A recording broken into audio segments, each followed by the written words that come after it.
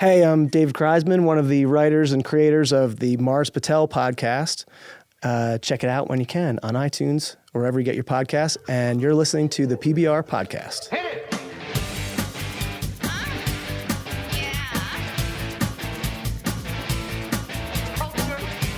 Sophisticated Podcast, baby. Now tell me something good. Oh, yeah. What's up, everybody? PBR Podcast, Mike Pilano, Derek D, Frankie, the producer, and sitting in a very special guest, a two-timer, but kind of a one-timer because that episode is no longer available. So it's like your first time on the show. The one and only Mr. David Kreizman. Yay! Thank you. What's up, buddy? I thought you could only have your first time once. You but can I'm happy to well, be- you know, in podcasting, as you're starting to find out now, you could do whatever you want. That's true. Right? Theater of the mind. It's the first two-timer. Thank you for coming back on the show. It's good to be here. What's going on? You sat down and immediately we started firing through some stuff. You know what? You're an Emmy-Award winning writer and all around intelligent human being, as I like to think, as I know, 'cause, 60% anyway, right? Yeah, you don't know much. What is your opinion? I think I want to cut out the intro music, guys. What, in general? Yeah, like we sit down, like I think I'm going to do it in post from now on. What do you think? No intro music at all? Well, no, I'll plug it in later. Oh. I feel like we already started to flow in a conversation, and we have to like cut it off for incidentals. Oh, you mean like not cut out when people listening to it, just cut out right here. I'll in this put it in. moment. Have I'll to put it listen in, to yeah. Yeah, I get that. Right? Yeah. I Do feel that, like that Marin thing where you're just talking and then people suddenly 10 minutes in go, are we recording this? Yeah. Yeah. I Right? see that. I feel like sometimes it breaks it up. Sometimes, on the other hand, though, I feel like it makes the guest feel comfortable. The music? Sometimes. I don't know. I think the music starts and then suddenly you sort of sit up straight in your chair and you feel like, oh, here we go. So it does kind of change the mood a little bit. Or it does Yeah. both. It either does. does that, or it was that Dennis. He's barking. Sometimes Dennis sounds like a dog. Dennis sounds like the a dog. intern. Yeah, but I feel like it's either it gets people, maybe a little nervous right away, or it's like, okay, now it's starting. Now Right. I'm on. Yeah. Kind of thing. Which So I is guess you can look at it either way. Which could be a negative. Could be, but for a guy like David, I don't think that's negative. I think knows what's going on. I like to have theme music when I walk into a room. Yeah, usually. that'd be great. If you had theme music What would it playing, be? yes, what would your theme music be? That's a good question. I mean, the first thing popped in my head was Hava Nagila, unfortunately. Hava but Nagila? No, I think What? I think Real American, the old Hulk Hogan theme song, all right. works. That's All a good right. one. What would yours be? Yeah. My first one that I go to would be Shaft, and I don't think that's really accurate anymore as I'm getting older. So maybe, I don't know. You think it was appropriate when you were younger? Yeah. I felt like, I was a black private dick that was a sex machine to all the chicks. I don't know. I That's what I pointed at you because that's Maybe where you're not supposed all. to go. Maybe not all the chicks. Just some of them? Yeah. I don't. I think. Jeez, Dennis, stop barking. Frankie, did you feed Dennis? Yeah. Does Dennis have to go out? Yeah, he might have to. I don't know. I'd probably go with Return of the Mac. Return of the Mac. Once again, return. This Or guy. You're the Best from Karate Kid. What? You're the best. Around. Which one's more Around. arrogant? So which one's more like self-centered? I think I would go with You're the Best Around, probably. My second one-man show, I entered to Return of the Mac. I actually really dig. It's a great song. That's not like I guess that is a walking song. Like that's a nice like stroll down the Pace, street kind of song. like swaggy song. A real American is like by the end of that though, you want to like fight people. Exactly. Right? You want to take on terrorists. So what's going on, man? Let me just catch the listeners, the PBR posse up.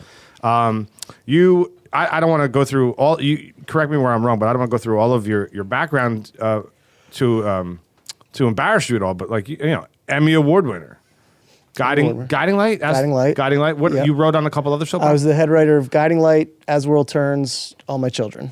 All at the same time? No, different. I was like, holy God, just yeah, writes, exactly. he's just writing all that. Exactly. John, is that a lot of writing?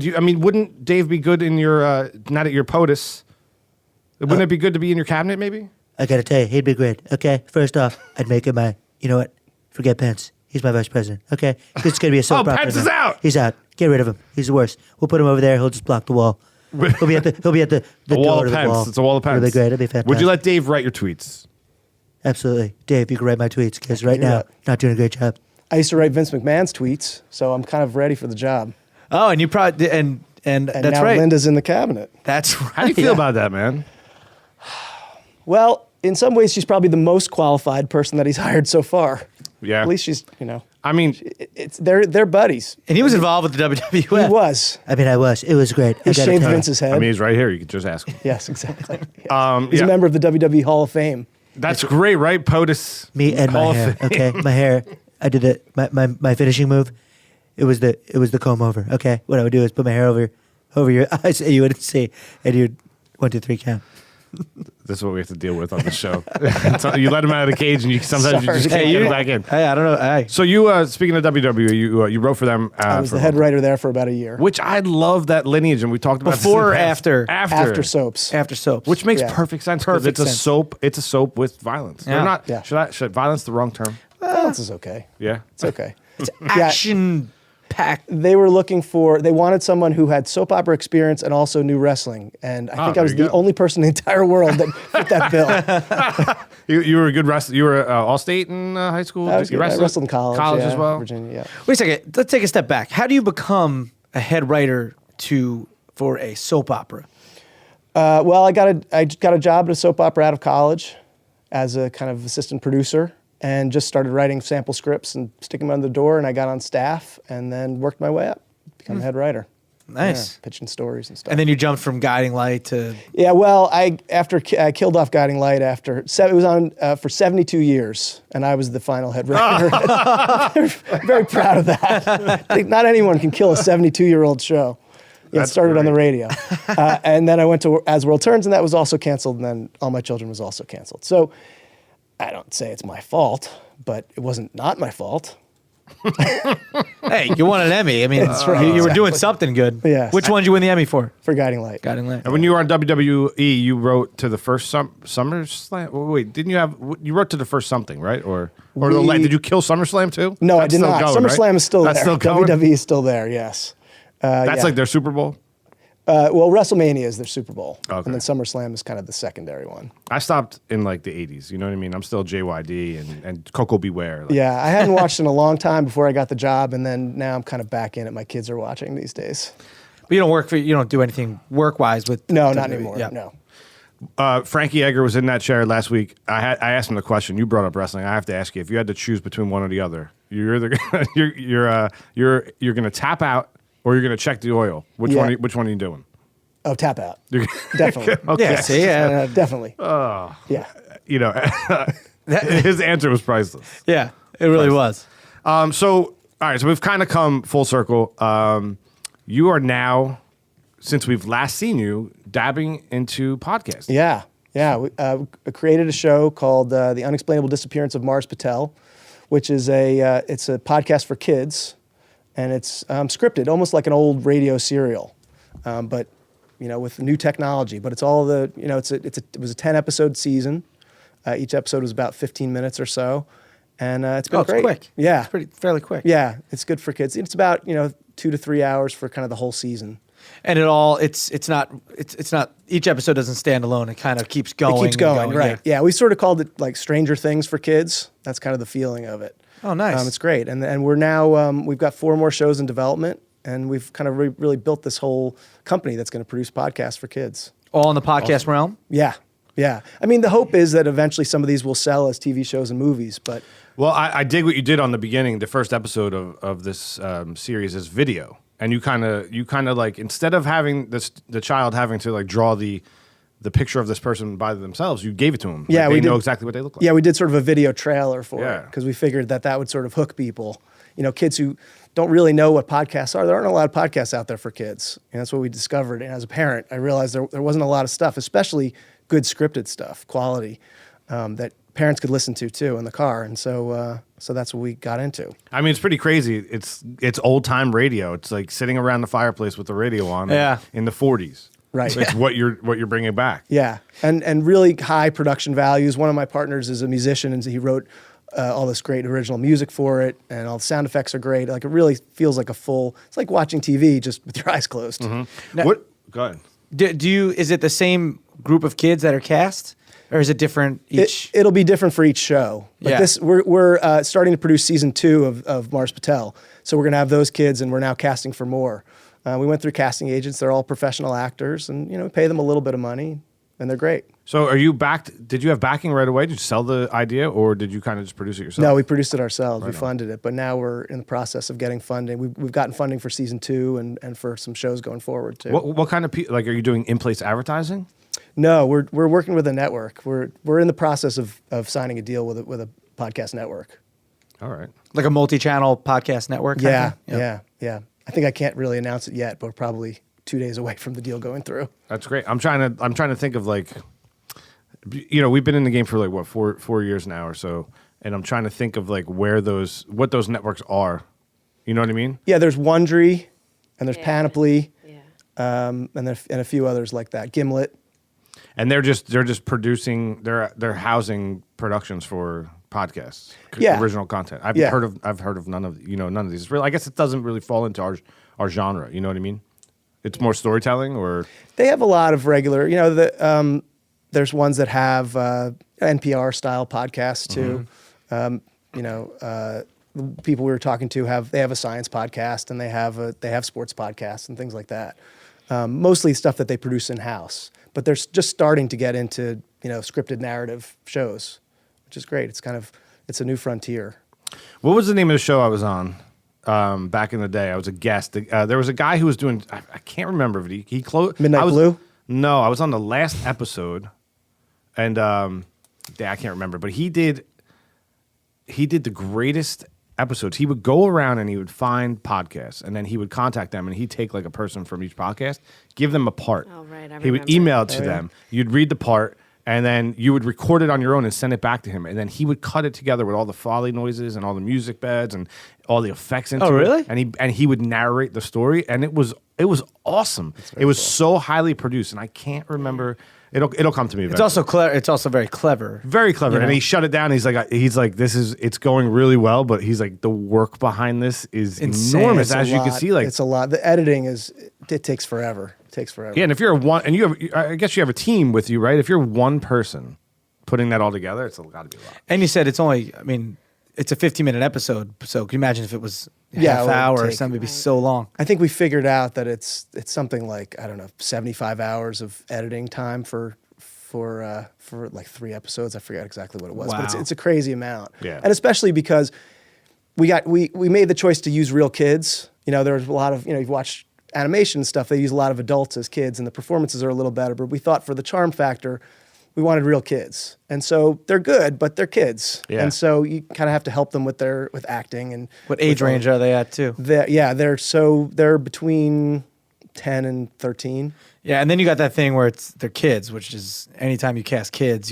there's all kinds of rules. You gotta. Yes, that's right. That's a whole thing too. Yeah, but it's fun. It's fun working with them. It's got to be 4 hours, then take a break. Yeah. And Yeah, Did you say they record in isolation? Like are they all there together? they're all there together. they So are, we okay. tried to record the scenes like they're doing a Like play. they're okay. Yeah, and they're kind of in isolation booths, so they can see each other and hear each other on their headphones. But then it's easier for us to cut up in case they talk over each other. are they reading the script directly right there? They're reading the script directly there. So We do that- a little rehearsal, but for the most part, we're kind of doing it on the fly. So you're That's big, 'cause You're you gotta- multi-tracking that. Yeah, and we recorded the 10 episodes over.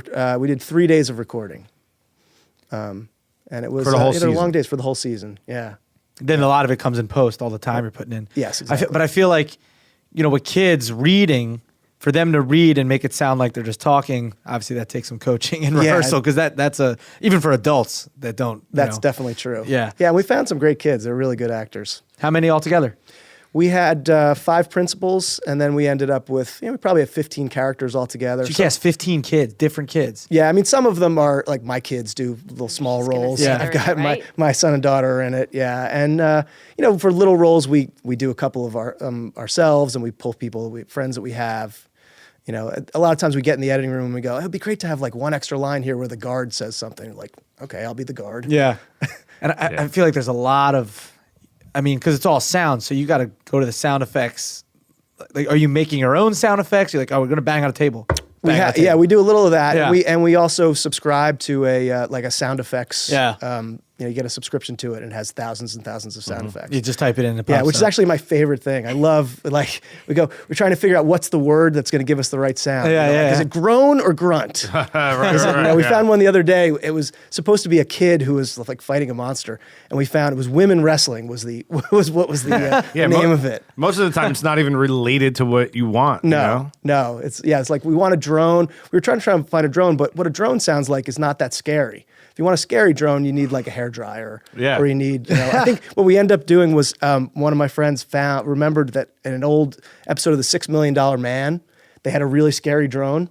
And so he just pulled it from YouTube, and we ended up using that one. It was really, worked perfectly. There's a great on the back end of Troy, on the director's cut of Troy. There's a making of, and there's a whole section of Foley noises, and, and there's they have the guy who did the Foley noises for Troy, and he's in his studio, and he's like this insane guy, and the room is amazing. It's like just a projection screen, so he's watching the film, and then it's just got shit everywhere. It's a yard sale. You know what I mean? He's got everything everywhere, and he's got these awesome microphones all set up, and he's on his knees watching a movie, and it's like there's this one scene where flaming balls of mass just roll down the hill, and they're like filled with oil, and they're like rolling over the soldiers and lighting them on fire. And this guy is like in front of the microphone with a match.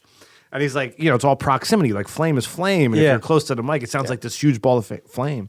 And then he's... And then in post, you could adjust it. Then he's just crunching his knuckles into like wicker baskets to make the sound of the rolling hay. And he's like looking up at the screen. It's one of the... He looks so happy in his job. Seems like a really fun job. But that is actually probably very hard. Like now you're like, what random object can I use to create this sound? Yes. It's like, put something on your feet and walk on like, scissors can make a certain sound that you need. You never know. 88% of the listeners said video. We 88? As you know, we were big into video, but we cut back. 88%.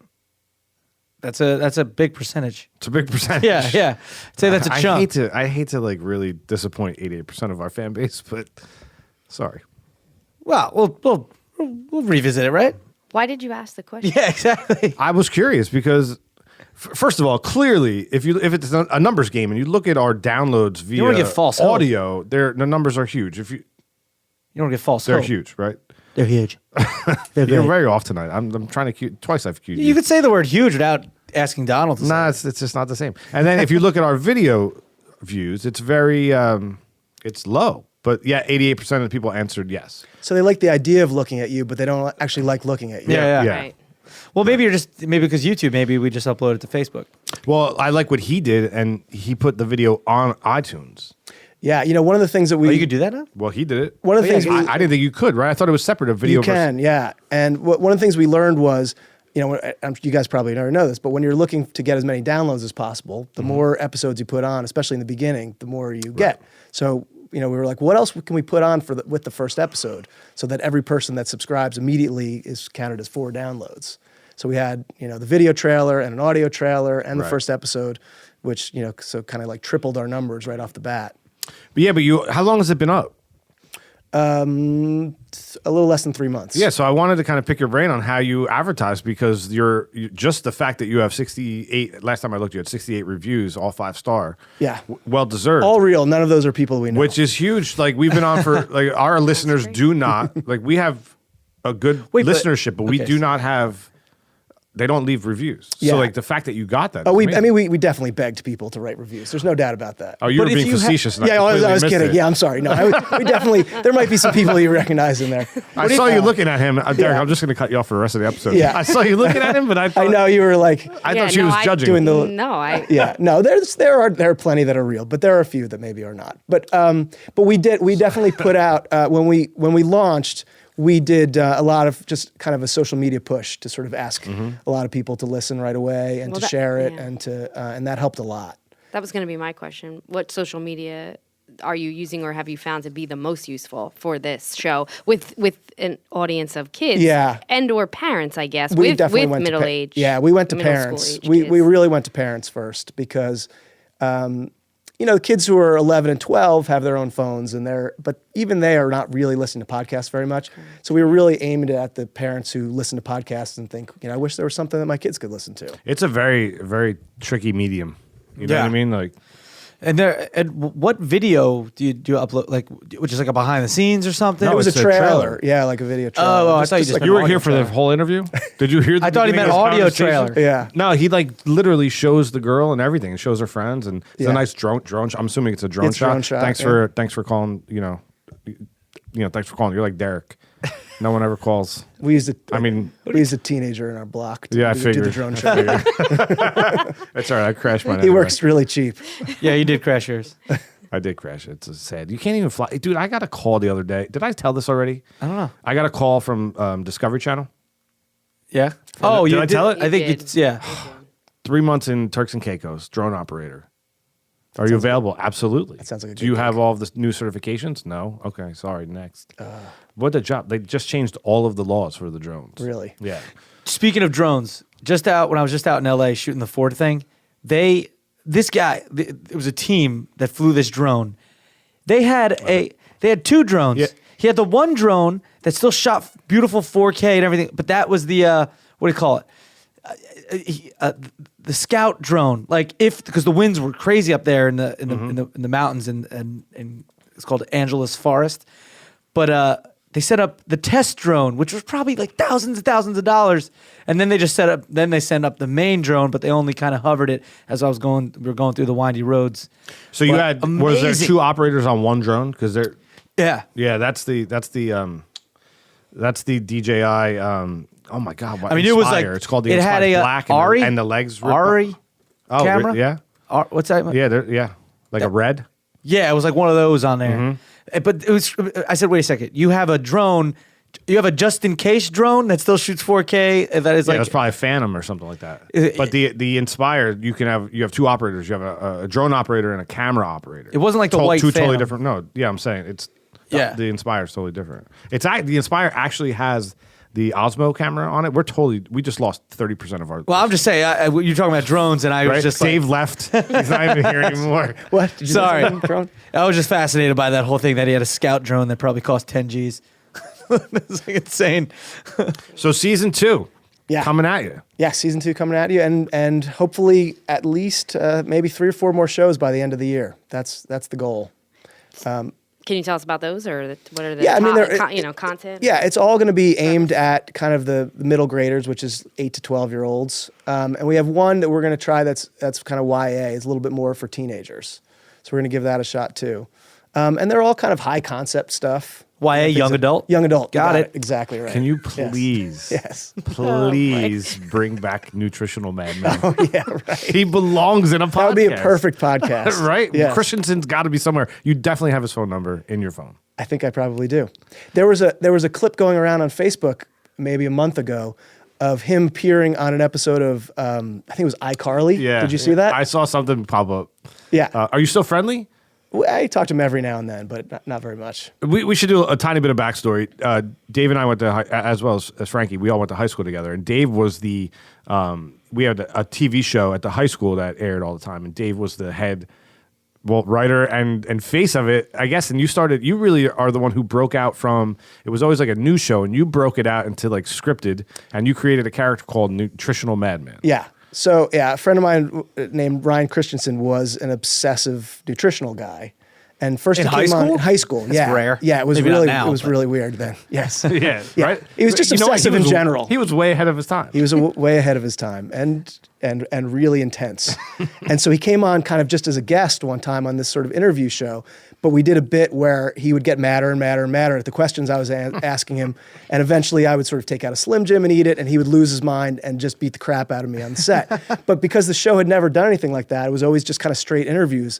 It was like people went crazy because they weren't expecting it. And next thing you know, like he was slamming my head into the camera and beating me over the head with chairs. Correct me When if did I'm they wrong, watch but this? he blows up the Easter Bunny at some point. Yes. doesn't Well, he? that was the first one, and everybody loved it. So then it started getting increasingly more violent and crazy. And the school was like, okay. I don't remember if they really. You know, cared, at one man. point somebody said something to us, and I mean, there's not a chance in the world that any of this stuff would. I mean, we had gun chases through Yeah. schools. Like he became the Terminator robot, It's and the he's shooting at me. 90s. And, Can you imagine? yeah, I mean, we brought all this weaponry into the school. One time he tied me to the train tracks, and the police caught us. And like, it's like When did this air? Not during like homeroom. No, it's like during a lunch study. yeah. Oh, but like during school hours. Yeah. Yeah. Lunch.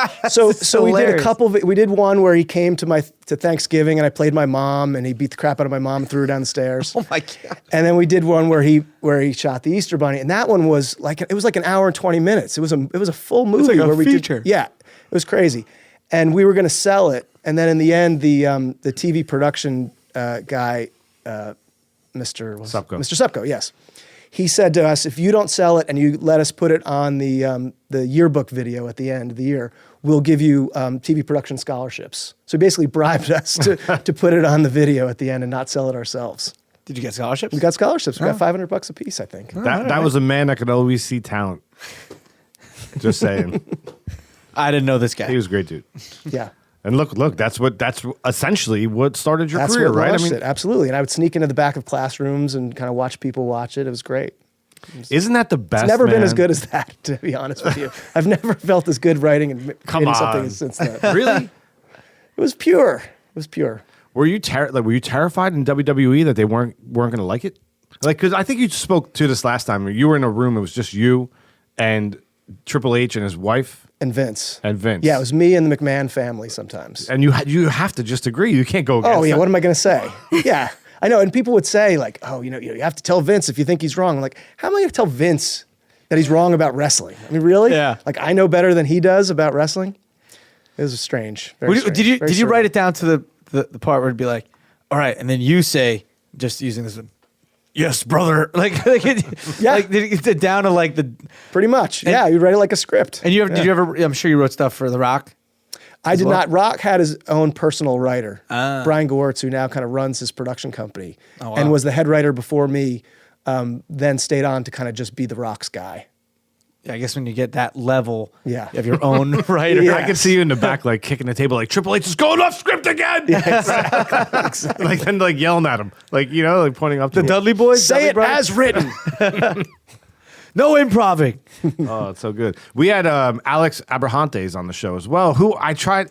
This was such a crazy like twist of fate. I don't know if you remember, but Alex he was after you at Guiding Light, or no, you were the last one to write there. He was a soap opera writer. Then didn't he write for the WWE after Dave left? Like he was like chasing really? your life. Really? You know? And he's coming in right here after me tonight. Yeah, right? No, but No, he was here before He you. was here a couple months Oh, ago. so he's finally caught up. After you, though, totally yeah. caught up. I don't know if you know this now, but Dave, but I'm also a professional wrestler, a Lucha Libre wrestler. I heard that. Yeah. Yes. So I saw you at the Lucha Libre. Yes, I brought my sons. Yes, and Alex he's the writer for that and the owner of that Oh, right. organization. Yes, I know And who you he two is. were like sitting next to each other and didn't know. And I came up to. I think you went up to try to connect the two, and Yeah, the we went. security stopped us. Oh, really? Yeah, At House of Independence of all places. Oh, come on. prior to our show. Yeah, we were though. sitting in the front Prior to row our at, show. at the Lucha Libre show. Now Yeah. royalty, right? Yeah, I think we all are. My kids were very confused by it. Why? Well, I think they were raised on WWE, and they couldn't figure out they had the small ring, and they just couldn't exactly figure out what was going on. They're like, why is there masks? Yes, It's a whole different thing, right? It's a whole different feel. it was great though. I got to tell you, man, when I went off the middle rope because there's 3 ropes on that little tiny gym, and they're like during rehearsal. Spoiler alert! It's not real. They were like, "Go ahead, try to go Kayfabe. up." I was like, "I want to go up to the top," and they're like, "You sure you want to go up to the top, man?" I'm like, "Yeah, I totally want to go up there." And we worked it in where, because I'm like 41, fat and out of shape now, so like I don't want to nobody wanted me to get hurt. So the guy was enormous. What was his name? It was the guy that was here? Yeah, Yeah. Francis Damien. The wall or something. No, because remember. His name was Francis Damien. He's the priest guy, Yeah. the satanic priest. Oh, Yes, yeah, matter yeah. of fact, he came out and blessed everybody Yes. and called them whores. Yeah, right? yeah. You were sitting He right was next great. to him. Yeah. So you saw how big he is. So the whole joke was that I would go off the top rope and he would catch me because I'm a little person, right? Yes, Like right. Derek's family. I don't know if you've seen them, but they're, Yeah, you're they're like Oompa Loompa. I'm like 6'5". Because you're so tall. So I go up We're to all tall here. Yeah, I go to the top rope and I was like, this isn't going to happen. So I went off the middle rope and it was still kind of like intimidating. And the cage was on the stage, which makes you feel like you're even higher looking out at the audience. Yeah. You know what I mean? So, in other words, you were scared. Terrified. To the entire time. It felt like 4 days. The whole thing took like three seconds. So Thanks for coming, by the way. I was at a wedding. Yeah, I what- was in a wedding. So you're not going to be doing the Mick Foley dive off of the top of Hell in the Cell anytime soon. No, that's crazy. Those guys are 25 insane. feet in the You air. had to see some crazy shit. Like when they come back in Yeah, after a match. I mean, are they just torn apart? they gotta be. they are. Yeah, I mean, I think the adrenaline is still going, so they don't probably feel it until they really sit down in the locker room. Did you write a lot of stuff for Mankind, Mick Foley? A little bit. Yeah. A little bit. He came back a few times. 'Cause he was beast, man. Like wasn't the most in shape guy, but boy. No, he's just fearless. Yeah. Absolutely fearless. Did you have favorites to write for? Yeah, I loved CM Punk was one of the guys at the time. Daniel Bryan was a big story that we did back then. Yeah, it's fun to write for those guys. Anybody that was difficult to write for, just character wise, or Well- I'm not talking about like personality. Like Vince they wanna- McMahon. Yeah. Yeah. I mean, certain guys just do their own thing. John Cena does his own thing. So there's not really any reason to write for him. You give him sort of suggestion, and then he kind of just does his John Cena thing. Yeah. Yeah, I feel like there definitely is that aspect of it. Like when you have your character down that you developed and Right. you know. You don't want some guy from soap opera world coming and telling you what to say. I went to a benefit for a friend years ago, and it was an auction. You buy tickets and then you put stuff in, and people donate stuff. So I was throwing. I liked WWE growing up, and I wasn't a huge fan, but there was stuff. There was like NFL stuff and NHL stuff, like Ranger ticket, all kinds of stuff, and I was just dumping tickets, and all this stuff. And I had one ticket left, and I threw it in the WWE bin, and lo and behold, I won the one ticket I put in it, and I won it. And I was like, it was like a gift basket, and it was like a lunchbox, and there were 2 tickets in it to an event, I think at the Prudential Center, and I couldn't make it, so I gave it away. The person calls me up. They're like, "Oh my God, thank you so much. This was so amazing." I'm like, I'm really glad you enjoyed it. Like, they're like, "No, you have no idea." They like John Cena came out. First of all, they sat them right at the entrance to the ring where the flames and shit shoot off. Yeah. And then John Cena came out after his match and brought us back into the room and took pictures with us and introduced us to everybody. The woman who donated, I don't know her name, but whoever donated it, it's a local girl who works in the offices of WWE, and they gave like the gold Great. package, and of course I didn't go. But that might have been like an Sucker. amazing It experience. might have been your big man. break. You might have gotten discovered. Right? I wasn't a Lucha Libre celeb Yeah, yet. no. I didn't wear a mask. I probably should have You should worn wear a a mask. mask. I should Yeah, have worn a mask. I've never been to a WWE event. I would like to go. I think that'd be a lot of fun, like a SummerSlam or definitely WrestleMania at some point. It's an interesting crowd, I'll say that. Oh, I'm sure. And all the signs and all the things they yell. Yeah. It's like that whole culture. Yeah. It's great. Will Trump go back to the WWE? I gotta tell you, I might. I can't. Probably. Sweet. Oh, Mike, let me just say. I'm an idiot. You're I know, an I idiot, get it. You tell me every time. Well, you're an idiot. Well, Dave, you hear that? You hear that sound? I think we played this game with you once before. It's a game we like to call Top or Bottom. I'm going to read you 2 terms. You're going to tell me if these 2 things were in a relationship, which one would be on the top, which one would be on the bottom, and we're going to round table it. All right. Frankie, you're in. No, this is guy-centric. What do you mean guy-centric? I- I'm looking at the first one right now, and it's definitely not. I hate you for writing this, by the way. And stop trying to blame me for your mistakes. I just cut the Chinese food episode today. And you're trying to blame me for your mistakes through the whole episode. I'm not. What mistakes? Oh, listen back, everybody. I don't make mistakes. Listen back. You just listened to it before this one, hopefully. Go ahead, you guys do this. No, you're in. You're definitely in. Top or bottom, number 1, Vanderpump Rules or Monday Night Football? I got to go with Monday Night Football. Having worked in reality shows, I have a really hard time watching them because you talk about fake. Yeah. Those are really fake. Don't you dare. I'm sorry to Don't break, you dare. I'm sorry to break the news. I don't know what a Vanderpump is, so Why did you put it on there? Monday Night Football. Why'd you put it on there? Because you tweeted it this week, and I figured I would bring our social media into our episode. I know it's a terrible reality show, and they're all Yeah. dumb. Monday Night Football on top of everything. Monday Night Football on top of every reality show ever. Are you serial? Well, I wouldn't go that far. Well, mine is like the good ones that are like people like doing their talents and stuff. It started with me Actually, no, I'd still go Monday Night Football. live tweeting Bachelor in Paradise. I felt like I needed to share with the world what I was experiencing. Please tell me you watched. I do watch Bachelor in Paradise. Is it not the greatest editing you've Sucks you in. ever seen on any television show? It's pretty good editing. It's just the opening credits alone are worth watching. It's amazing. The greatest opening credits in the history of television. So I don't know if Really? other people. Oh my God, man! Like Never seen it. what? After all of the live tweeting, Well, it you've was never over. watched it. I think it was over. You need to watch next. I please, so we Can can I talk about Netflix it? No, it's not one of those. No. You don't want kind to of Netflix it. I can't watch DVR it so it records next season. Just Google drunk, disgusting people and venereal diseases. First, Jersey Shore will come up. Yes, and- exactly. Yeah. Right. Yeah. So what I started to do, and I don't know if people do this, man, but I started the 2-screen experience. I started to get that saying from The Walking Dead, and I never did the 2-screen experience with them because that's on their website, and they're kind of giving you backstory to things that are happening in the show. I don't want that. I want the Momos of America, I want to see what they're saying. So I started following the hashtags on Bachelor in Paradise, and that's why I felt like it was my American responsibility to start. It's like a town hall. Tweeting it. Yeah. Yes. So then that ended. I had to continue this, and Vanderpump Rules was my Vanderpump Rules is the next one. hashtag Pump Rules. All right. You watch that show? Yes, and you gotta read the tweets. Just read. So you're going Vanderpump Rules over Monday Night Football? Yes, Monday Night Football's dead, as is the NFL. Please. That guy, whatever his name is, What, the guy that's should be opposite Mike ostracized. opposite not Mike Tirico. Gruden? Chucky. Yes, he's ruined the sport. He's a robot. Have you listened?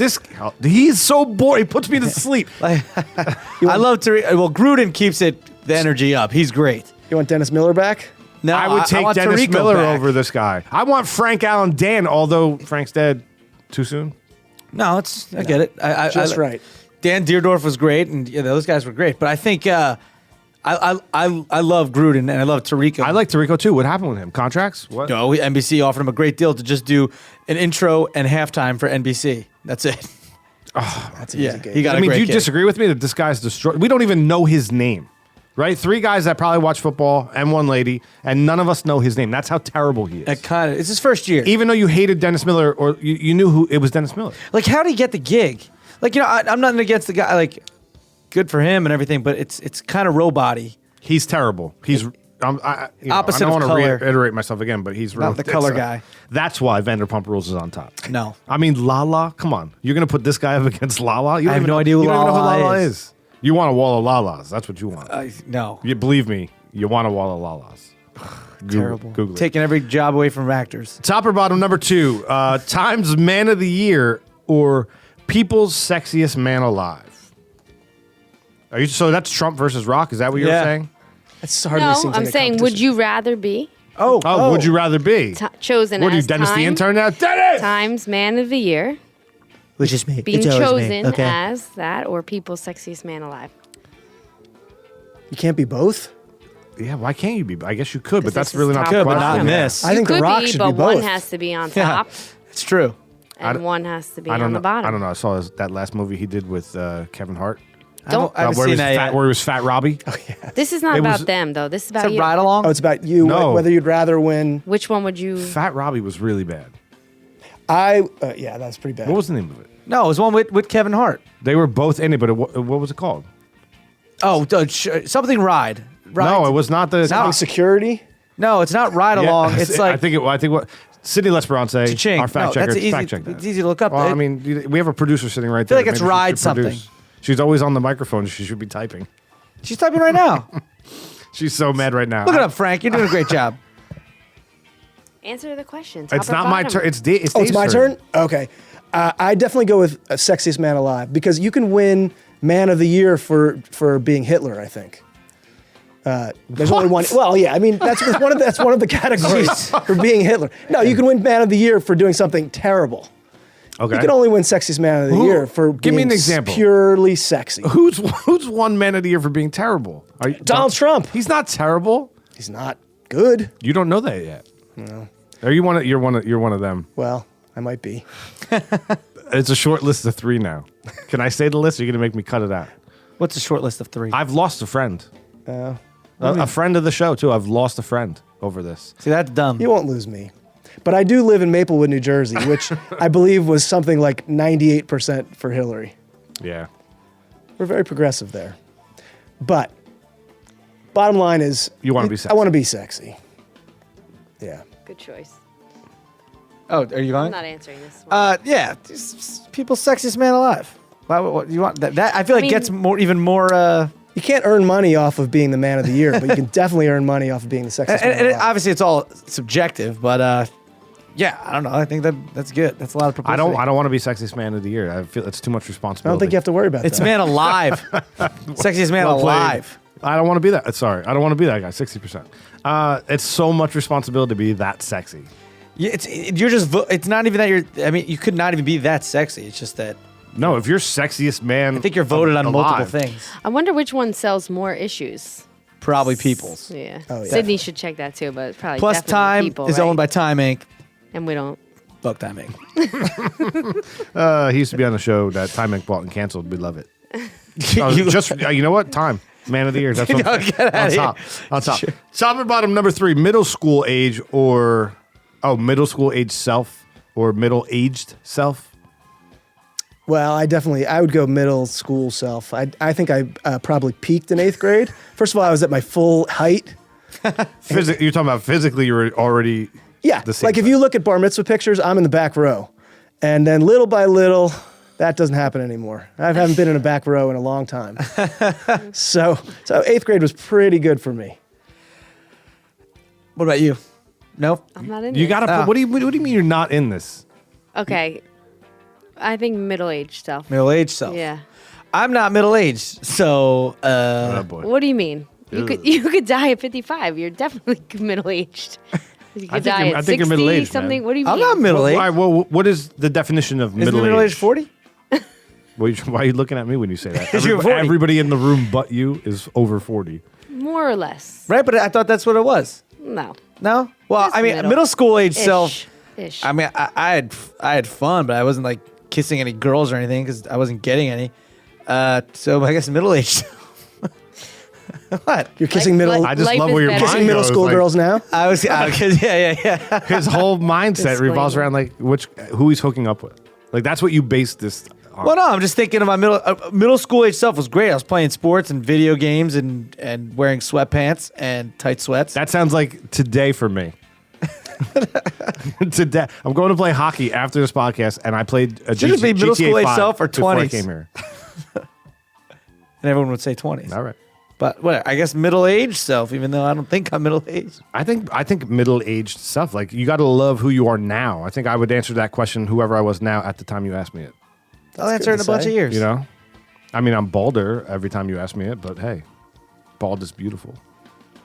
On some people. Somebody posted up, and I'm not going to say who it was, but somebody posted up. One of the 88% said they wanted to see more videos so they could look at Derek's beautiful face.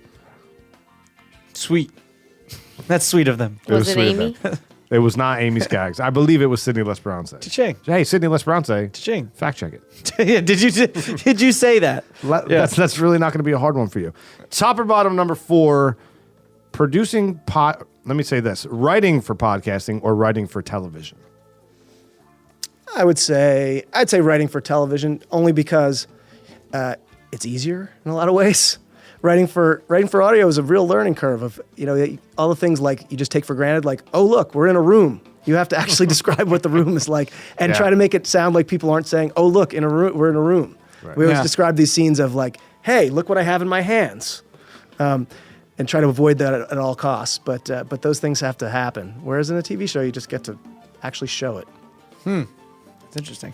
Yeah, that is. I mean, obviously, I've never written for television, but I agree that writing for podcasting is difficult. This is more not scripted, but there is a script. I believe you have written for television. Well, You just don't realize it. I mean, it hasn't been on TV, but you were writing for television. yeah. So I would say writing for television on top. Yeah, I think writing for television on top as well. I mean, I think in our podcast, I think what we're saying and stuff, we play games and everything, but a lot of it's just improv. For you, because you're not the one writing the script ever. Well, this isn't really a script. This is an outline. Oh, you're People about to don't get realize that burned. No, every is single this word a- of this podcast is scripted. Every single one of Yeah, them. We're very good actors. Everything I'm saying. You're yeah. really natural. That's what I'm saying. No, this is an outline which is awesomely done, and we go by it, but it's not. Right. See the fire? Thank you, Frankie. Do you see the fire in her eyes right No. now? She's going to attack you. No, but And there's the teleprompter, of course. yeah, that we have right over there. Wait, Frankie? This is a script? No, I understand what you're saying. Yeah, Frankie Here hate me right comes. now. You hear that gasp? There was more behind that. It's just all crazy make-em-ups. There's more behind that. Stop watching my every Twitch. I'm going to say, I don't know. I don't know. When we collaborate on a script, what is more enjoyable for me? I guess that's where I'll go. I think I don't know. This is easy now, in a sense, right? So used to doing it? Yeah, so I think the creativity of starting something new, as what you're doing right now, I would put on top, right? I think the beginning is always kick-ass. Because it's harder, you're like really spinning your wheels on it, and then over time it becomes easy like anything else. And so, you know what I'm saying? So I'm going to say, well, I'm going to answer it, whatever's new. I like them both, but whatever's new. Yeah. You disagree with that? I think when you do something for a long time, sometimes that's when it becomes difficult because you've done it so often. Like to come up with new content, something fresh, right? Exactly. Like, something that you got to come up with to give you guys talking points that you have not already said. Yeah, it's not easy to do. Yeah. Yeah, That's how we end up with Vanderpump Rules because that's what's topical now. But that's an amazing top or bottom for this table. You know what I mean? I think that's great. Yeah, it just doesn't just roll off the tongue. Is all I'm saying. It's a little bit of a challenge. Which is why you were insulted when Derek said that this isn't a script. This is no big deal. You just brought it full circle. I didn't say this was no big deal. I said it's you not basically a script. said that she has no. What's the sound effect for? Wait a second. So I did not. I can quit and it'll be no big deal. No. I did not say this was no. Did I say what I'm no gonna big give you deal? guys Did for those words come out of my Christmas. mouth? Did I say no big deal? Did that come out of my mouth? I said it's improv on. around an outline Moving on. that Frankie so eloquently He's pitting prepares. us against each other. It's so weird. Just doesn't want the It's so anger weird. You hear Derek? directed at him. Derek, get out of that hole you just put yourself in. I'm trying. It's too deep.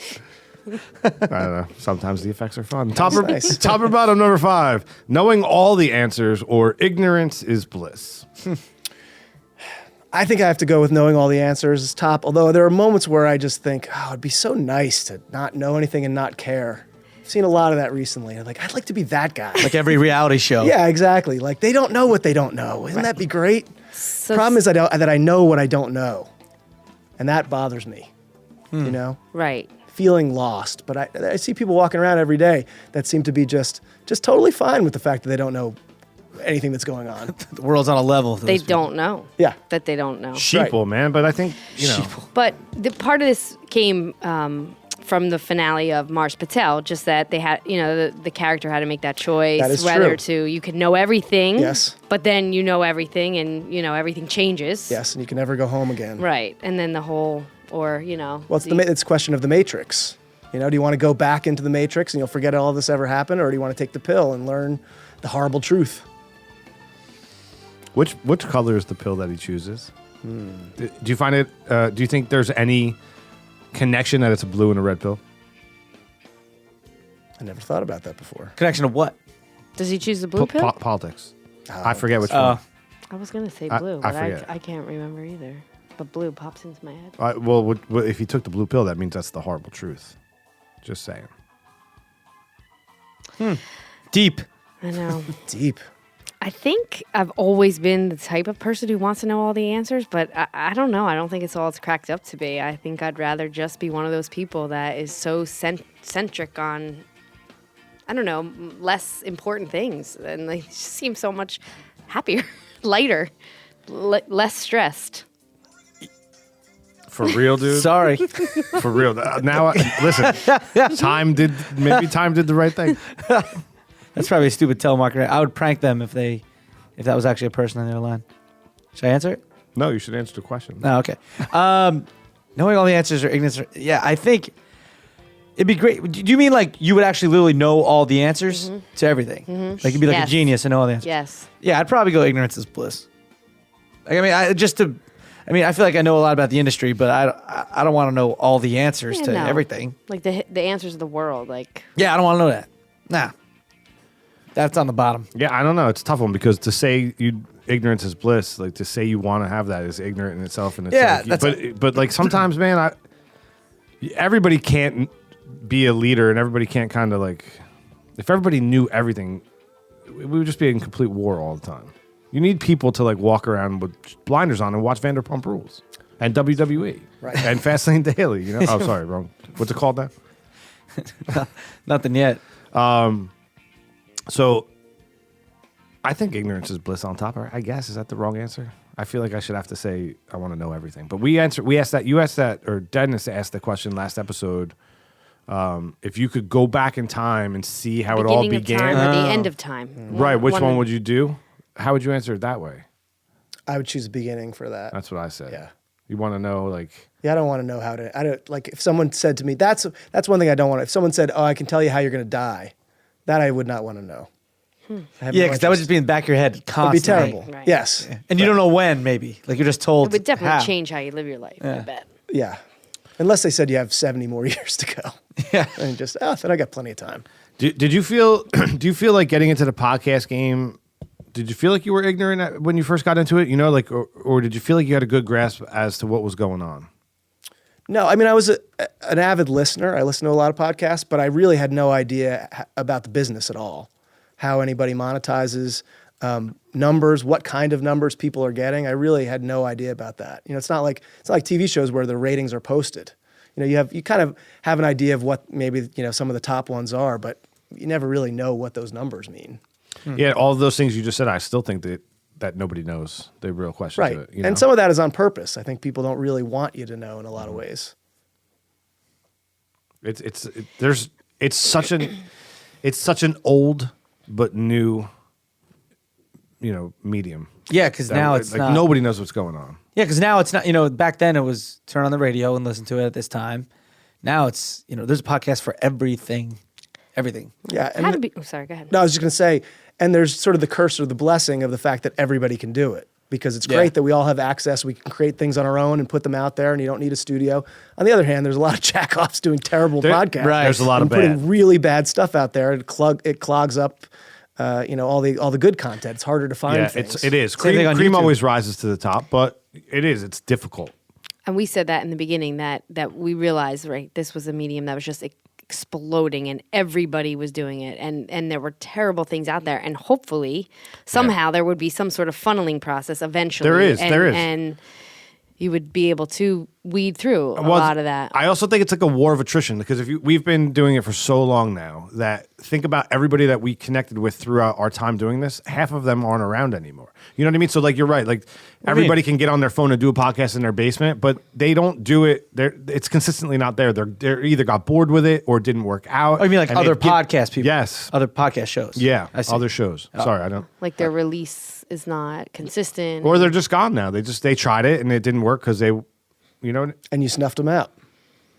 And consistency is a big thing too. Like consistent, and quality stuff. 100%. I mean, that's something that we always prided our show on, that we always launched when we were supposed to. Yeah. I mean, you turn on WPIX 11 at 11 o'clock at night, and you expect Seinfeld to be on. You know what I mean? Yeah. I think consistency, besides just your release schedule, the structure. I think people get very comfortable, like scripted. First of all, I think what is helping to identify better, which shows are better than others is the different genres. So you kind of now you're categorizing the shows. But then in addition to that even a show like ours, which is not exactly scripted, people look for top or bottom. They look for certain segments. If you just sat down and each week or each month, whatever, with whatever regularity you recorded, and we're all over the place, people can't. They don't. What's the word I'm looking for? They don't connect to something that they look for. Yeah, and they want a continuity between each episode. Yeah, our listeners will tweet. I can't wait till Monday, or I need my show on Monday. Blah, blah. You know what I mean? Like, and I love that, and we do give it to them. And even big shows, though, I found don't really live up to that. Like Serial, the second season of Serial, they stopped releasing that. They totally lost me as a listener. I didn't even finish it. Me too. But they stopped listening, They stopped publishing in a consistent fashion. And all of a sudden, it was like they were skipping weeks, or right? Yeah, she at some point midway through the season said, "Oh, it's going to be every 2 weeks instead of every week." Right. Yeah. I was out. We had her on, and she was a great guest. We had Rabia Chaudhry. Yeah, right. She was the Undisclosed podcast, Yeah. but she helped create The original. The She was. original one. She's friends with Adnan Syed, right. or his attorney. Is he out? What happened? I don't know if he's out. He's getting a retrial, right? Yeah. Yeah. Did you listen to season 1? I did. Yeah, I Epic, loved right? season 1. Yeah, That was great. So do you think it was the story or the way that they put it out that lost listenership? The second one, Yeah. I think it was more the story than anything else. Yeah. because I think I would have still stuck with it, but it didn't grip me the way the first season did. No. Yeah, the first season. Did was you finish great. season 2? I don't think so. And you didn't listen. No. So 3 out of the 4 people, one not listening, the other 3 didn't finish it, and that's telling in itself. So it's not easy to. All right, here's a question: is it harder to get a new listener or to retain that listener? I think getting new listeners is Yeah, harder. I is probably harder. agree with that. Yeah, because it, like you said, the consistency and the connection is such a big thing. It's such an intimate medium. You put it right in your ears. Going through your day and stuff. And I think once it becomes a habit, people don't want to let it go. But it's hard to add a new habit to it. How do you feel about that? The listeners? Yeah. It's so funny. I mean, just back to our last conversation, just what we were saying a few minutes ago. You feel like you have consistency. You feel like your listeners tweet at you, but I still always feel like it's not good enough. Like we're not reaching a big enough audience. We have not connected with enough people. And I see, increase in numbers and things like that. And so there's positive data, but it still feels like. Yeah, but see that I don't know why that is. Like I don't you're saying the connection. Because you're always waiting for that one moment where it's going to explode. And I don't think that really, unless you're Serial, which is kind of a unicorn in the industry. Yeah. For the most part, it's a slow build. And, there's not one moment where you go, oh, we got our front page of the Times and now suddenly 1 million extra subscribers are here. But analytically, you do see there is information there. Like we just looked at the analytics at the beginning of December. And this kind of talks to this question. We noticed that before we released one episode in December, our numbers in December were enormous, meaning all new listeners. For us, But, I mean, they were great numbers, but I hate. No, I don't want to talk numbers, but what I'm pointing out is that we didn't even release a new episode, so everybody that was downloading was a new listener, right? But I don't know if that translates to the end of the month with the latest episode. Right, they were if you new kept downloads on old episodes. We hadn't released anything yet, so right. I thought that's why it caught my eye. It's not like we went back and did like a study on it. We just hadn't released anything yet in December, and I happened to look, and I was like, wow, that's interesting. So new listeners were coming. Right. And the iTunes charts are bizarre. If you've seen, you can't. There's no rhyme or It's a reason. really weird formula, and it's all new listeners count more than old listeners, and it's we were really excited because our first couple of weeks out we shot to the top of the iTunes chart for kids because everybody was a new listener, so we were like in the top 5. We're like, we're going right to number 1, and then little by little we just started, even as our numbers went up. We dropped more and more in the list, and we're still hovering. We during the season we've gone back and forth between. From 15 to 50 or 60 or something like that, which is great. And I'm sure you were on News and Noteworthy. We never made New and Noteworthy. Really? Yeah. Which and is I think that has something to do with the reviews. Right? See, that's weird because we were always on. We'd always be on New and Noteworthy for whatever reason, but we were never shooting to. Well, first of all, we're in the comedy genre, which is like we're never getting to the top of that. Right. But why would we get to New and Noteworthy where you're in the top? We heard that there's basically one guy that decides what goes on New and Noteworthy. Yeah, I feel like it's so many. Was it algorithms or whatever? Or is it actually a person that's like? Yeah, I think it's one guy because a couple of my partners went to this little podcasting festival or something or a conference, and the guy was there, and he just was sort of walking around and talking to people. The guy. Yeah, and he just picked one. She didn't even meet this one guy, but he picked their kids show and put them in the New and Noteworthy. It was like the number 2 icon there, and he left it there for about a month, and they went from number 250 in kids to number 2 in kids ranking. And it was just completely arbitrary. Yeah. Now to move in in that category, and when we initially launched, we launched under technology,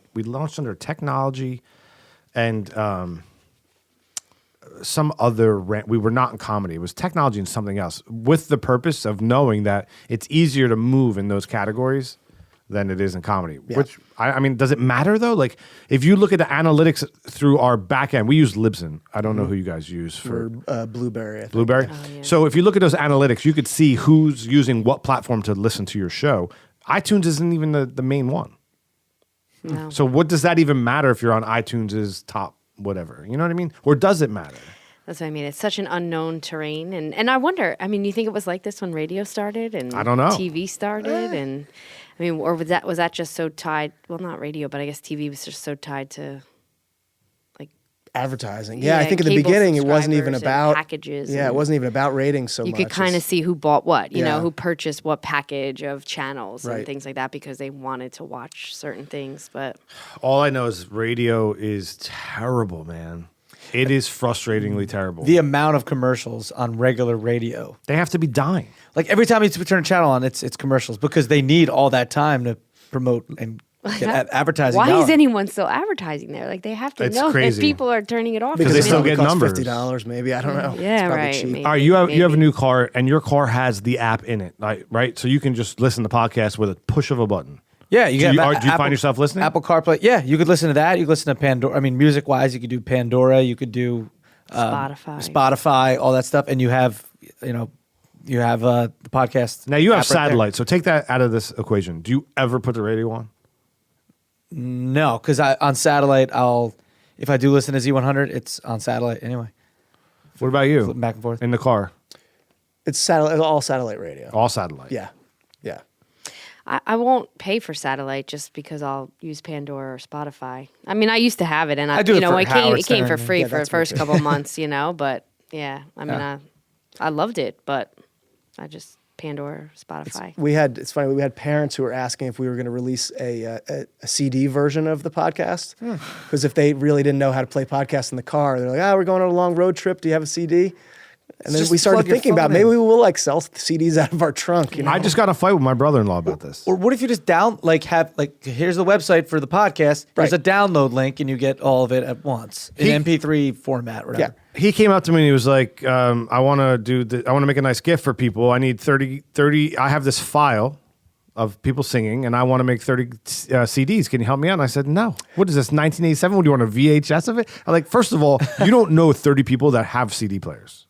Like, do you have access? You don't have one in your car. Well, you have one in the car. You have one in your car? All cars still come with a CD Really? player. Yeah. It's the computers that don't come with Maybe CD. I was just being a D then. Computers don't come with CD slots anymore. Or No, DVD I said to him, I don't cars have do. a computer that has a CD-ROM burner. Like, I don't have that anymore. Yeah. But you can take that file. I'll happily upload it to YouTube for you, and you can share the link. And he would just kept getting madder. He just kept getting mad. He's like, how are they going to listen to it on YouTube? And I was like, I don't know, on any device that they have attached to their body. The phone, your iPad, come on. Yeah, Right? and you could even, I mean, you could get like little flash drives with like their names on it, and you could do that too. Yeah. Have you thought about that? Like, what about YouTube? I mean, YouTube's the second largest search engine on the planet. We did, and our pilot is on YouTube. And we did kind of, we tried to put a bunch of images on there, and then we found it distracting. So we ended up sort of just leaving our logo on. And I don't think we've gotten a whole lot of views on it, but we thought about that in the beginning. So you don't set Blueberry to automatically go to YouTube? Not for YouTube, no. No. Is there a reason? No, I think we were trying. We were sort of trying to get the iTunes numbers because we really saw an opportunity. Like for us, as you said, with the kids charts, you can move up and down. Yeah, so you don't want to cannibalize your own numbers. Yeah, and we thought that if we could, be in the top 5 in kids, that would make a big difference for just being able to sell. So you're and go only places. on iTunes. We're on iTunes, Stitcher. We have about I think 25% of our audience is Stitcher, but we're mostly iTunes. Any random? Any like? There are some randoms, and then we have if you look in Blueberry, we've got I love looking at the world view and seeing we've got Yeah. Where are your listeners? we've got 75 in Finland. That's pretty exciting. Yeah. Like 30% of our listenership is in England. Is that right? Yeah, almost half. It's crazy. We were contacted by this a digital radio station in England called Fun Kids, and they asked us if we could chop up the podcast into 5 to 7 minute chunks, and they would air it every day at a certain time on the radio, like 4:00 every day. And we thought, this could be great. What if all these kids are listening to 5 minutes every day? It didn't move our UK numbers at all. We spent hours cutting these shows into these Right. 5 minute Oh, chunks. so you take a 15-minute and We cut take a it down. 15 minute, cut it into chunks, that's add brutal. some extra, narration on either side of it, and it made the show worse. And I don't know that anybody really listened. But you throw things at the wall, you never know what's going to work. Exactly. yeah. Always, man. Yeah. Right? Always. That's my favorite saying. I try to shoot a sizzle a year. Yeah. With just a bunch of guys I work in TV with, and I mean, we shoot the dumbest stuff, man. We shot actually, I want to kind of re-edit it, but we shot. What's that? Sorry, I thought you were gonna say donuts. That's what exactly I Oh. was going to say. Frankie helped produce this. We shot one where a guy goes around and he travels to different towns in the country and he goes to donut shops trying to find the best donut. And we wanted to turn it. We didn't end up turning it into a travel show, but the whole thing was he was going to ride a 10-speed around the country to these towns, burning off the donuts, and it was going to become scientific, kind of like what you were talking about. Yeah, that's a good idea. Yeah, we shot it, and I don't know, it was okay. Who was on the Like, bike? Who was the guy? Jeff Sellis, who's the director of photography for Impractical Jokers. But we shot at Doco in Ocean, and then Confections of a Rock Star and Purple Glaze. And it looked, it looked ride is beautiful. We great. shot Yeah. the shit out of it. But we actually haven't even finished pitching it yet. It still has one more edit. If Logan would ever finish it, but I feel like there's way more donut shops out. Like there's not that many out here. LA is like covered in in 'em, pop-up right? donut shops as compared to here. Like it's maybe it's just a West Coast thing. I don't remember being in San Francisco. I don't remember seeing too many donuts. I think it's like an LA thing. It's like donuts. Can't tell you the last time I went in and bought a donut that wasn't like from Dunkin' Donuts. Yeah, we're more in the cupcake field, I think, on the East Coast. Yeah. Yeah. Melissa's cupcakes in the city. Those things are this big. They're so delicious. They're so good. Yeah, it was crazy. It was like, it sounds like a funny concept, but I think didn't we end up getting like capturing some tears at one point? Like it got oh my sent. god, it man! was We really did get it some was good. this Really good. emotional. Yeah, It was good. It was very good. Yeah, Jeff- and it did look beautiful. Jeff did. he's an awesome dude. He actually did Some Guys Are Bigger Than Others, which was a film about lucha libre wrestling. Ironically enough. How would no one pick that up though? That Yeah. see's like. Well, we haven't. Well, we like I have said, to we haven't finished shopping do it a yet better because job we're on it. waiting for the editor. Is he a bigger guy? Jeff? No, Yeah. I was just gonna say we call him. He's our resident Ewok on set. He looks like an Ewok. But I love you, Jeff. But that's fun. It'd be okay. Just throwing this out there. It'd be more interesting if you had a bigger guy, and by the Yeah. end, he was eating donuts, but he But he rode his also- bike. Yeah, He no, lost that a was bunch of weight. Jeff looks really great on camera. He's a very eccentric looking guy. And I thought it worked. I really thought it worked, and it just needs a couple tweaks. But when you're out in Louisiana shooting terrible scripted shows about cops doing cold cases, you tend to not be able to edit a sizzle reel for free There it is. when you really want to break it down, But we do a bunch of them, and I love it because you can just really just come up with any idea, and you never know what's going to take, man. That's for sure. Do you? Like an Italian guy cooking Chinese food with authentic Chinese wives. Right, like tell them about that. That was a sizzle. That got picked up or didn't get picked up? No, they're still shopping it. He was the host of a show about exactly what he just said. Yeah, it was like there's a big Chinese community in Long Island, and that they cook authentic Chinese food, very different than American Chinese food. And there's 8 cuisines, and in those cuisines there's sub cuisines. And I was going in the pilot. I go and shop with the wife. I get all the food. I'm in a pond, like ripping up these roots and stuff. Like, and then I cook the meal with the wife, and then I sit down with the whole family, eat it, and talk about their culture and everything. And That sounds great. yeah, it was very Yeah, it fun and was. interesting. But yeah, I don't know. I mean, there were some things different. I think they should have done with the pilot, or the sizzle. But yeah, I think it's a good concept. The food was banging. Like it tasted Sizzle was nothing. pretty good too. I thought I saw it. Right? Yeah. You showed it to me. It tasted nothing like Chinese. I mean, Not it was General like Tso's. gourmet Chinese Oh, food. please don't bring up Chinese food. I'm eating the whole like shrimp shell and all, and it's delicious. Just like biting the eyes, everything. I was having a conversation on set with a couple of people who were all talking about different projects, and it came up like it's important to continue to shoot these ideas, right, and to house them because, like you said about the guy who does new and noteworthy, there's also a guy in a network somewhere who decides what is hot and what is not. Yeah. And if you have to have it in your pocket ready to do it. You know what I mean? What we're really looking for is Right. an Italian guy who cooks with Chinese people. Exactly. Oh, I got that. Really? You know, like Funny don't you should forget say that. Yeah, Impractical Jokers, right? Like it was the first. It wasn't the first. I don't want to say it was the first hidden camera show, but there Of were that no kind. Yeah, right? And there was nothing out like that. And it just somebody in a room was like, "We need a hidden camera show," and they were like, "Bang," and that's that. And you but know? it's also like we need a show similar, and then they probably got their minds blown by like the whole concept of it and all Right. too. So Yeah, Duck Dynasty hits, and then they want every network Right. wants their Duck Dynasty. exactly. So Yeah, you have to You've be, got Hicks in your My back friend works- pocket. That's it. a couple friends that work on that show. They're like with those guys all the time. It's hilarious. What was the? Like Pawn Stars and Hardcore Pawn and Yeah, that Comic Book Man. It's all the same show. It's Yeah, just- all that came. Yeah. I worked on Lizard Lick Towing. There was a whole bunch of those repo shows. Yeah, the guy with the blonde hair. Yeah. So I was a writer on that show. was that in lot of that that's was in set up. Miami, Florida? No, that's the one that's really set It's up. in Lizard Lick, Yeah. North Carolina. Because the But they're guy, same producers. one of the guys I was talking to was writing on the other show. Yeah. and he was telling me all kinds of The stories. Miami one's so The fake, Miami, though. he said it They're was they're all 100% fake. Yeah. 100%. To the point where they were getting shit from the city because they were doing things written that were illegal in reality. So, like, I guess he brought up a term called what's the term when you pull a lot of cars but you can't get them back to the shop, so you staging. Yeah, staging. That's illegal. Right. So, can you describe staging? I don't even know if I remember anymore. I used to get notes because, I mean, the weird thing about this show, they brought me in and I thought, oh, this will be like a reality show where they bring me the footage and then I have to shape it into a story. And they were like, nope, you're going to write the show. And I said, do I have to like sign anything and say that I won't tell anybody? And they're like, nah, nobody cares. So, I mean, I was literally just coming up with a storyline for the season and then writing episodes and coming up with the craziest repos I could think of. You know, they're in a Civil War battlefield and then somebody's truck gets repossessed in the middle of the reenactors, you know, whatever it was. And they would shoot that. And then the barn catches on fire. And yeah, Oh, they go and so shoot great. it. That's great. Like I saw a couple episodes of that, and I was like, "This is entertaining." But the Miami one, it was so outrageous. Like Yeah. so, it was Oh, yeah, fake. it'd be like machine gun fights. Like one where they fell like 3 stories, like it's like, and then was walking away. Yeah. It's out of control. The industry drives me nuts. Like, I feel like we've produced so many good things and nothing gets bought, right? But Wiener Circle was on for like 2 seasons. It's Did you ever crazy. see Wiener Circle? No, I've No, not I seen never- Inner Circle. Like this suit at a network is like, yeah, that's gonna hit. Which he's not a creative mind at all. He's just a suit, and he or she picks these random things, and they end up being terrible or Vanderpump Rules. Which is on season 43. Don't you dare. You watch your tongue.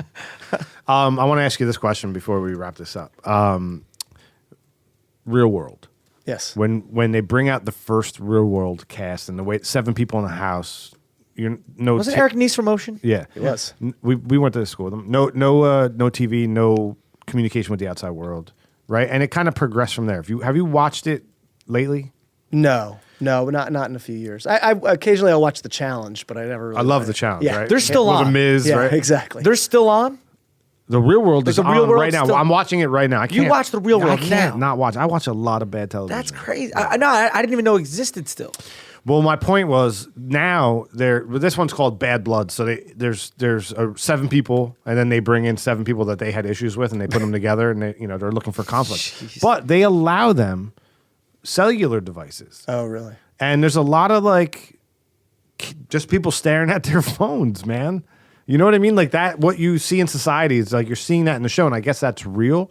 But what is how do you feel about that? Being a writer of reality shows and seeing like the progression of it, and I don't know, they're using the social media aspect of it while the show's in progress, not after or before to promote, but like in the show. I like that. Yeah, I think that the producers have realized that those are kind of shows that people are doing what you described earlier, which is the 2-screen thing, because it's not something that needs your undivided attention. You're not trying to follow a plot. It's all about it's the new equivalent of yelling at the screen essentially, but you're yelling at the screen with your 1,000 friends that you have. Right. And so I think that is a big part of that. I think that's factoring into actually the storytelling. They're looking for those moments that are going to make people react on social media, not just watch next week. And there's a lot of ways. I think it's not all about rating. Ratings are so much smaller for all these shows now, but there's different ways of monetizing. There's different ways of judging how connected your audience is to the show. Especially these cable shows where they're getting, 600,000 viewers or something. And you go like, how could they survive? But it's not just about the advertising. It's not just about the show. They have this loyal viewership that is, that's connecting with them in other ways. Yeah, because now, TV, back in the day, 600,000 would be like, oh, that's terrible. You were getting canceled Right. 100%. But it's not like that now. And honestly, Jimmy Fallon does great numbers, but James Corden, they do their huge numbers on YouTube. Like mainly, the Late Show. Yeah, I don't even think they don't think they care about ratings at all. It's all about how many views they get for their bits. Yeah. Which I guess brings us to this last question. That sound means we're at the Armchair Futurist. In the year 2050, what will your industry look like? Podcasting, television, however you want to tackle it. I think everything is on demand at all times, and I think it's right in your head. I don't think there's devices. I think devices are connected to what we are, and I think anything you want to see at any time is there. You watch Black Mirror? I do watch Black Mirror. Did you see the one where the kid never goes heard of it. to the art to be part of the game testing? Yes. That's what you're talking about. That's what we're headed towards. What's Black I Mirror? think I have a friend of mine. His dad is like the premier futurist in the world. He's the guy that kind of coined the singularity and all of this stuff, and he's predicted more things than anybody in the world. He predicted 30 years ago, he predicted what our phones would be and the internet and all this stuff. And he talks about that he doesn't think that the future is going to be that robots are going to take over from us. He thinks that we will be integrated with the robots. Westworld. Are you yeah. talking about, like Ray Kurzweil? Yeah, Ray Kurzweil. Is yes. this who you're talking about? That's who I'm talking about, yes. Oh, wow. I know his son, yeah. Wait, his son is a World War Z, right? No, Am I talking that's Mel Brooks' son. Oh, sorry, you're right. Yeah. But so Ray Kurzweil, he believes that when it comes to medicine, when it comes to really anything, that we will find ways to enhance ourselves, and that we will essentially we will be working with the robots. We will be the robots. Chips in our I chips love in our that head. I talk about Ray Kurzweil all the time, and I just love the fact that I'm listening to you talk, and I'm like, I love everything he says about the singularity and exponential growth and all of these things, and we are we're going to be. It's Terminator. Yeah, right? It's going to be Terminator, but he has a positive view of it, that it's not going to be us versus the robots. Yeah. That we will see it coming, hopefully, early enough to know that we need to make ourselves smarter. It won't be Westworld? Hopefully it won't be Westworld. Did you finish Westworld? I'm not caught up on Westworld. Oh, okay. Don't spoil it, please. I will not. But yeah, I mean, I think that there'll be something in our brains that make us smarter.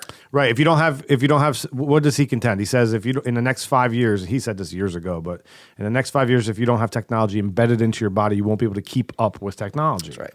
That's terrifying, dude. Yeah. He also believes that we will be able to upload our consciousness onto the cloud, essentially. Which We means you'll never live die. forever. You'll live forever, which is also a Black Mirror thing that.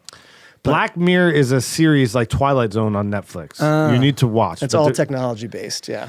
But upload your consciousness to the cloud. So, yeah. That's insane. So there's one episode of Black Mirror where this kid answers an ad. He goes to be in part of a video game. Long and the short of it, they stick a thing in the back of his head. It's this entire episode where his mind he's in the game. Yeah. And all of these things are happening, and it's just twists and turns, and it's a good hour movie. And then he dies at spoiler alert. Wait, is it a movie? It's a 1 hour episode or a half hour episode. Yeah, it's I like think an anthology, so each one is a new story. Oh, They're okay. each So it's like about it. you said So he dies at the end, and this is like all of these things happen to him and he flies home at the end, and he gets out of the contract he signed with this company and he gets home. Long and short of it is the whole experience. He dies in the game. He never actually left the chair, and the whole experience lasted 0.43 seconds. Wow. You know what I mean? So it's like Yeah. it's just terrifying That's nuts. how it could actually be. Yeah. You know, I don't know. It's some incredible stuff. Where are you at in Westworld? I'm only 2 in it. Oh. Yeah, I know. I really got. You're not held even up. watching I'm the sorry. same show. No, I know. Not even watching the same show. I remember that first episode I saw. I'm like, this is a Western? The first episode. But no, it's great. I watched the finale last night. What were the You liked it? Yeah, did you see it? No, I didn't finish it yet. It's just either. like, but it's like, I mean, the whole show I'm talking about, Westworld in general, it's just like, you have to pay attention. Did you It's not like, think oh though? my God. Did you not think it jumped the shark when the aliens come down and then Godzilla smashes? How dare you. A little bit. A little bit. And then the guy was like, the plane, boss, the plane. They brought Yeah, him it back. was so weird that they did that. Why Yeah. was Fonzarelli there? I don't know. It's supposed to be Hey. the Westworld. a Western. Oh yeah, right. Thank you so much for coming out, man. great to be here. Is there anything you want to plug on the way out? Yeah, if people would just go and subscribe to the Unexplainable Disappearance of Mars Patel wherever you get your podcasts. Frankie. That's it. Thanks for coming. Thanks for having me. You know, the old faithful, DerekD.com. Just go there and follow me on social media. I would love the PBR posse to go to Dave's podcast and write a review. Subscribe, that'd write be a awesome. review, especially if you have kids. Your right? kids will love it, and you will too. PBR Podcast, you can find us on the web, Facebook, Twitter, Instagram us. Give us some love, and we would love you back. Dave Kreizman, thank you so much for coming out. Thanks for having me. See you.